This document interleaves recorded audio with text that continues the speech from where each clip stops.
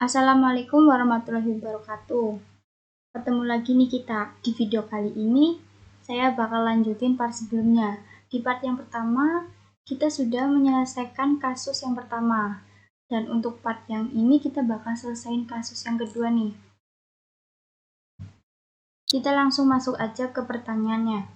Sebuah perusahaan negara berkepentingan mengangkut pupuk dari 3 pabrik ke 3 pasar. Kapasitas penawaran ketiga pabrik, permintaan pada ketiga pasar, dan biaya transportasi per unit adalah sebagai berikut. Di sini teman-teman udah bisa lihat ya, di tabel terdapat 3 pabrik, pabrik 1, pabrik 2, dan pabrik 3, dan terdapat 3 pasar pula, pasar 1, pasar 2, dan pasar 3. Di sini terdapat jumlah penawaran, kemudian jumlah permintaannya. Apabila pabrik 1 akan mengirim ke pasar 1, maka akan dikenakan biaya transportasi sebesar 8. Apabila pabrik 2 ingin mengirim ke pasar 2, maka akan dikenakan biaya transportasi sebesar 10, dan seterusnya. Di sini untuk penawaran, jumlah penawaran di pabrik 1 itu ada 120, kemudian di pabrik 2 ada 80, pabrik 3 juga ada 80.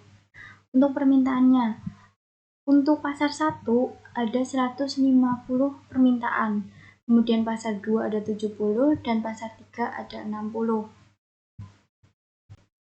Nah, kita langsung kerjain aja nih. Sekarang kita masuk ke aplikasi POM-GM-nya. Di sini teman-teman bisa langsung ke pojok ke bagian layar atas. Di situ teman-teman bisa klik modul, kemudian pilih transportation, new. Nah, di sini kita isi titelnya ada perusahaan negara. Kita anggap aja nama perusahaannya adalah perusahaan negara. Kemudian untuk number of slot-nya kita kasih 3, karena tadi di pertanyaan itu ada 3 pabrik, pabrik 1, pabrik 2, dan pabrik 3. Kemudian untuk number of destination-nya kita juga ada 3, karena ada 3 pasar, pasar 1, pasar 2, dan pasar 3. Kemudian untuk objektifnya kita bisa pilih yang minimize, karena kita akan mencari minimumnya. Kemudian kita klik OK. Nah, di sini teman-teman bisa langsung lengkapi data-datanya ya sesuai dengan pertanyaannya. Yang pertama di sini ada kita pasar 1. Saya percepat saja ya supaya tidak terlalu lama videonya. Nah, datanya tuh udah diisi semua ya teman-teman. Oh ya, tadi maaf, ini maksud saya yang di sebelah paling kiri ini kita isi pabriknya. Ada pabrik 1, pabrik 2, dan pabrik 3. Tadi di awal saya menyebutkan kita mengisinya itu pasar. Kemudian kalau misalnya udah diisi semua, teman-teman bisa langsung setting metodenya. Kita pakai yang paling bawah ya. Kemudian langsung kita klik solve.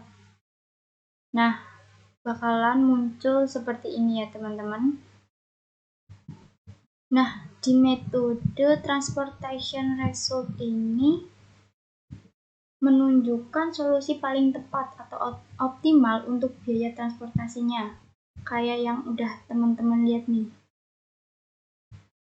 Apabila pabrik 1 ingin mengirim ke pasar 1, maka akan memperoleh biaya paling optimal, biaya transportasi paling optimalnya sebesar 70.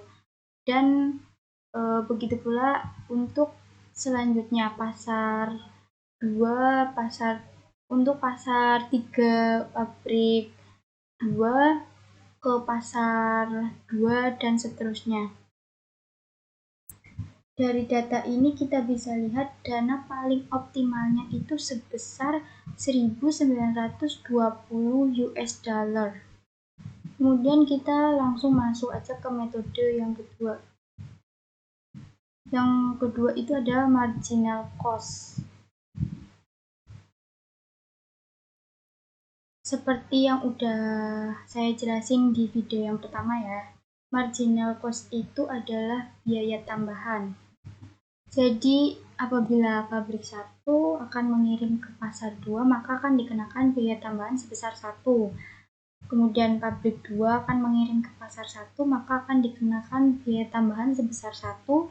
Kemudian yang terakhir ada pabrik 3, apabila ingin mengirim ke pasar 2 akan dikenakan biaya tambahan sebesar 10 dan ke pasar 3 sebesar 9.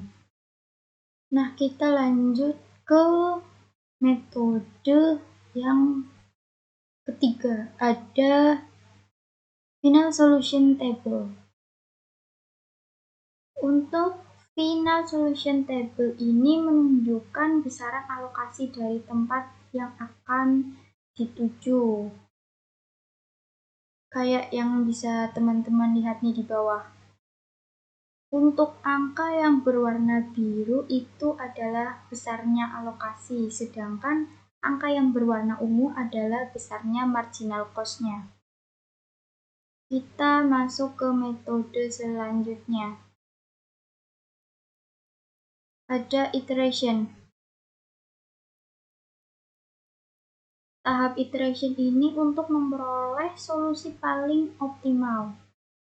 Dari tampilan yang udah ada di layar teman-teman ya, teman-teman juga bisa lihat. Di permasalahan ini itu hanya terdapat satu iteration untuk mencapai solusi optimalnya. Kita langsung aja ke metode yang kelima. Metode yang kelima itu adalah shipment with cost. Shipment with cost itu menunjukkan besarnya alokasi dan biaya yang diperlukan untuk pengalokasian tersebut. Nah, di sini sudah bisa dilihat ya. Pabrik 1 ke pasar 1. Besarnya alokasi dan biaya sebesar 560 US dollar dan seterusnya. Nah, kita masuk ke metode yang terakhir.